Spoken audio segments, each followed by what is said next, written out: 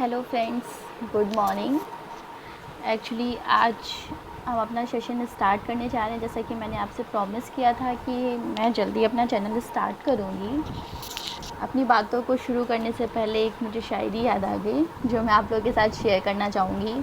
ये फूल मुझे कोई विरासत में मिले हैं, ये फूल मुझे कोई विरासत में मिले हैं, तुमने मेरा कांटों भरा बिस्तर नहीं देखा, तुमने मेरा कांटों भरा बिस्तर नहीं देखा।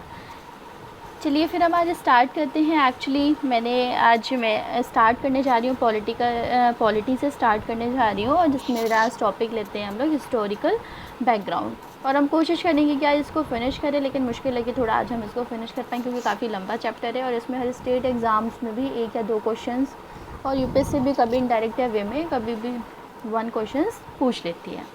तो एक्चुअली अगर हम बात करें अधिनियम की, यानी एक्ट जो आते हैं, इसमें अगर हम मोस्टली एक्ट की बात करें तो एक्ट जो होते हैं, एक तो हमने इसको 2 पार्ट्स में मैंने वैसे डिवाइड कर रखा है, कंपनी का शासन अधिनियम और सेकंड है ताज का शासन। जो कंपनी का शासन है वो 1773 से स्टार्ट होता है और 1858 तक चलता है।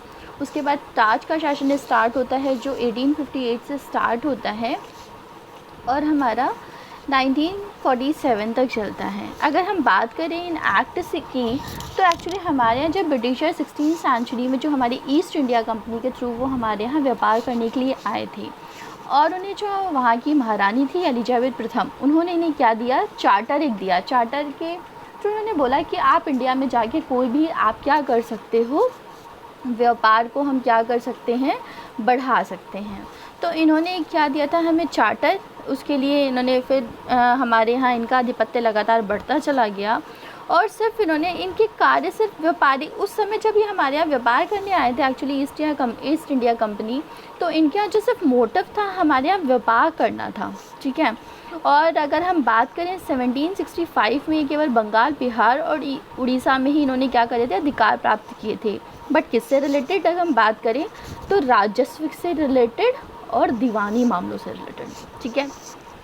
इसके बाद अब हम आ जाते हैं, इन्होंने क्या करा, धीरे धीरे अपनी क्षेत्रीय, यानी ये जो एरिया था, इन्होंने अपना क्षेत्रीय व्यापार इन्होंने प्रारंभ किया, और इसके थ्रू इन्होंने अपना धीरे धीरे अपने एरिया को ब्रॉड करते चले गए। जैसे अगर हम स्टार्टिंग में अगर हम किसी के घर पर जाते तो सोचते थोड़ा बैठ जाएं, फिर बैठने के बाद हम सोचते थोड़ा सा, या खड़े हो रहे सॉरी, तो उसके बाद हमें लगता है थोड़ा बैठ जाए, बैठने के बाद लगता है थोड़ा लेट जाए। Same actually east India company भी ऐसे ही थी।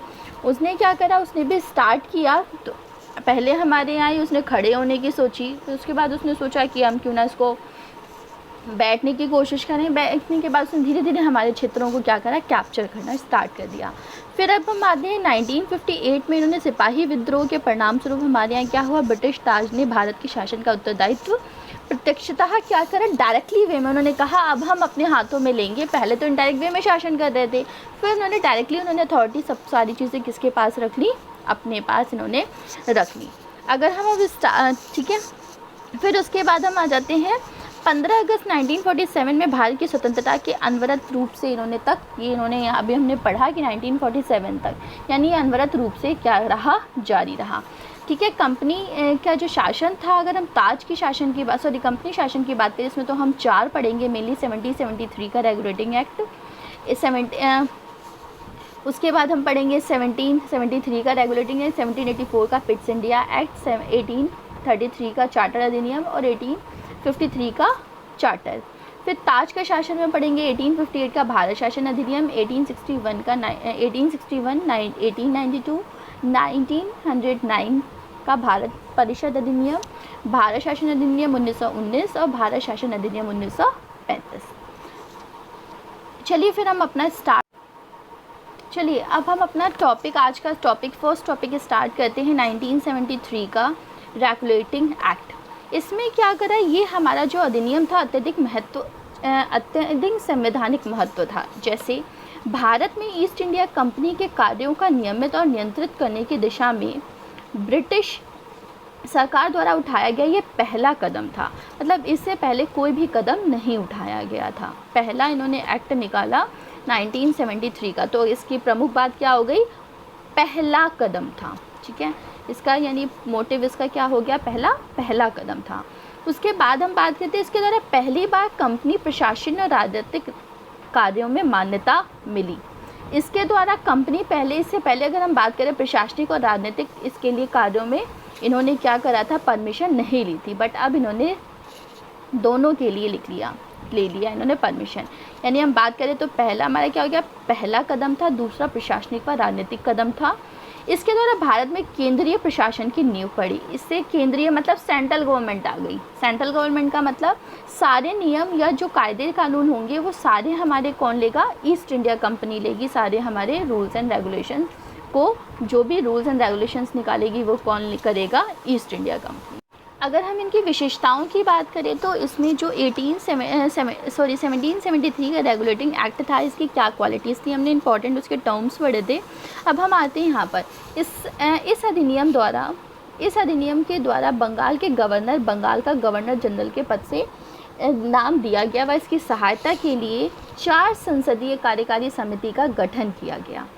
पहले गवर्नर कौन थे, लॉर्ड वॉरेन हेस्टिंग। मतलब इसमें यह क्रक्स निकला कि इससे पहले जो भी गवर्नर होते थे उनको गवर्नर जनरल बोला जाता था, नॉर्मल। बट इस एक्ट के बाद इन्होंने क्या करने लगे, जो भी गवर्नर अपॉइंट किया जाता था वो कौन बने, क्या कहलाता था, बंगाल का गवर्नर जनरल, उसको नाम दिया गया। और उसने क्या करा, वो अकेले तो काम करेगा नहीं, मान लो ये बीच में वो है गवर्नर जनरल, आप अकेले तो ये काम करेगा नहीं, तो उसने क्या करा, अपनी एक समिति बना ली, 4 समितियाँ, नंबर 1, नंबर 2, नंबर 3, नंबर 4। वो इनके कार्यकारी परिषद का इसने गठन किया और इस तरीके से वो इनके थ्रू सारी चीज़ों को रूल्ड करता था। तो इसके प्रथम गवर्नर जनरल कौन थे, वॉरेन हेस्टिंग। कौन थे, वॉरेन हेस्टिंग। ठीक है। सेकंड पॉइंट है, इसके द्वारा मद्रास और मुंबई के गवर्नर बंगाल के गवर्नर जनरल के अधीन हो गए। यानी बंगाल और मुंबई जो भी वहाँ के गवर्नर जनरल होते थे उन सबको मिलाकर हमने एक गवर्नर जनरल बना दिया, उसका नाम क्या कर रखा, बंगाल के गवर्नर जनरल के अधीन हो गए। जबकि पहले सभी प्रेसिडेंसी गवर्नर जनरल एक दूसरे से अलग थे। पहले ये मान लो, पहले हमारा क्या था कि जैसे ये बंगाल का गवर्नर जनरल, ये मुंबई का गवर्नर जनरल और ये मद्रास का।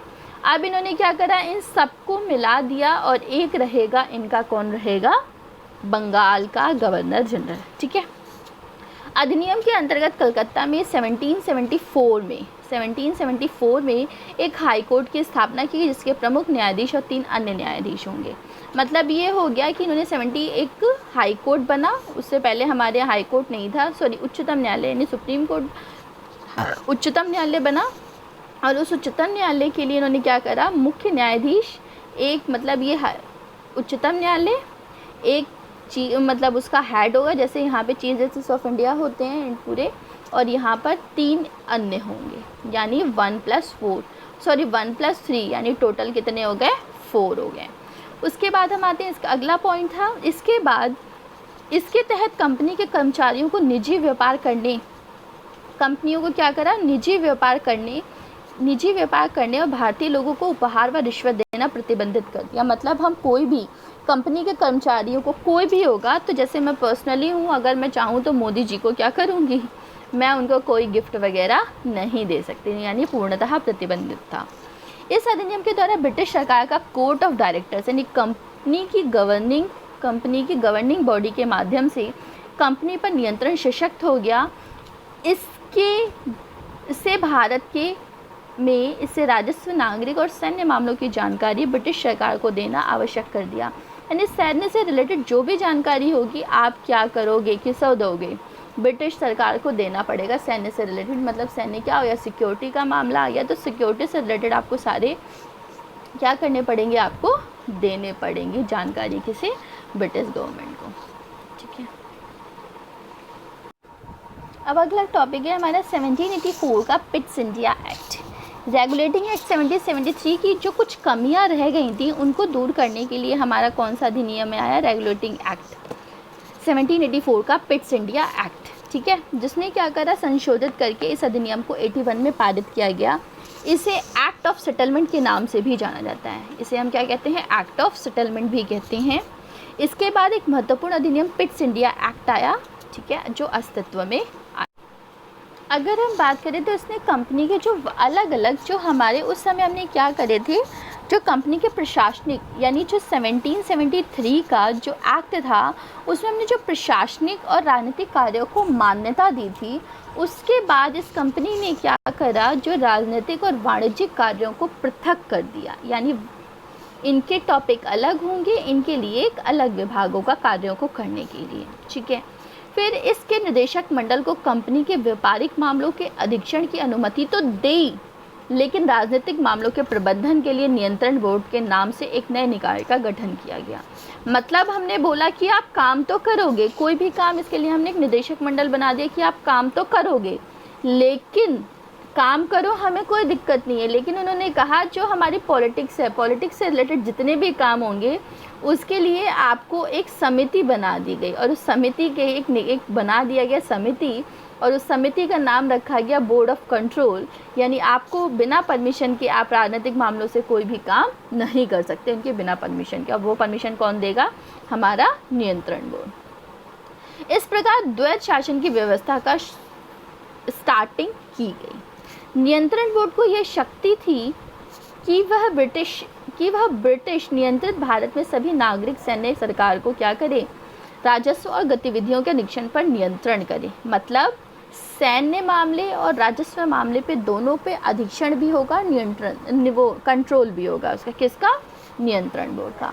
इस प्रकार यह अधिनियम जो था दो कारणों से महत्वपूर्ण था। नंबर 1, इसने क्या करा, एक ब्रिटिश अधिपत्य का क्षेत्र कहा गया, क्योंकि यहाँ पे हमने देखा कि यहाँ पे क्या आ गया, एक तो नियंत्रण बोर्ड आ गया, और इसी से ही हमारी किसकी स्टार्टिंग हो गई, नियंत्रण बोर्ड की, यानी ड्वेल स्टार्ट हो गया, ड्वेल सिस्टम।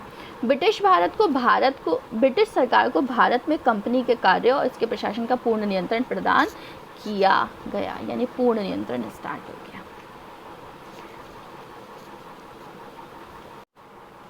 चलिए फिर आज हम अपना टॉपिक यहीं ख़त्म करते हैं। अब बाकी क्लासेस में शाम को भी अपलोड कर सकती हूँ, और फिर मैं देखते हैं कि हम आगे अपनी धीरे धीरे कंटिन्यू करते हैं, क्योंकि अगर मैं ज़्यादा इकट्ठे एकदम से बढ़ा दूँगी तो बहुत ज़्यादा हो जाएगा और फिर आप लोगों को कोलैप्स करना पड़ेगा। तो ये एक्चुअली इसमें से क्वेश्चंस भी आते हैं और एक्चुअली हमें जल्दी लर्न भी नहीं होते हैं। मैं सोच रही हूँ इसको ब्रेक करके मैं इसको स्टार्ट करूँ, है ना।